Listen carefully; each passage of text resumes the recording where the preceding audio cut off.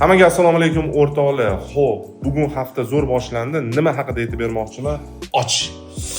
Nima bu? Tillami? Tillami? Nima bo'ldi? Nima bo'ldi tilla? Nima bo'ldi? Voy, shu ham natija bo'ldimi? Deshadi.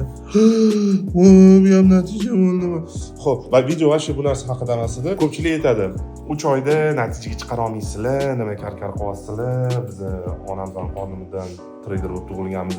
Alohida bitta narsani ta'kidlab o'tmoqchiman. Demak, biz 3 oyda natijaga chiqaramiz deganimiz yo'q hech kimni. O'qish jarayoni 3 oy davom etadi. Natijagacha ham biz o'quvchi bilan ishlaymiz. Ya'ni 1 oyda chiqadimi, 4 oyda chiqadimi, 6 oyda chiqadimi, 1 yilda chiqadimi, 10 yilda chiqadimi, biz haydab yormaymiz. Toki o'quvchi ishlamoqchi, biz o'quvchi bilan ishlaymiz. Bu esa Muhammad Yusuf. Muhammad Yusuf natijada, to'g'rimi? Pul ishladi, sinf qildi. Qanchadan beri o'qib kelyapsiz? 1,5 oydan oshdi. Iftiqor. Qaysi 1,5 oy qoldi? Pul ishlamadingiz hali. Yo'q. Doston, 3 oyga yaqinlashib qoldi. pul ishlamadingiz hali. Kimsiz? Yo'ldosh Humoyun Mursatov. Qanchadan beri siz bu yerda? 2 oy. 2 oymi? Nima qildingiz?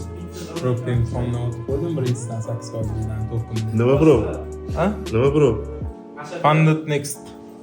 O'tdingiz? 5 millingmi bu? 5 millik. 5 milling. Ha, $5000 bor. Sani esa $5000 yo'q. Ham bolaniki bor.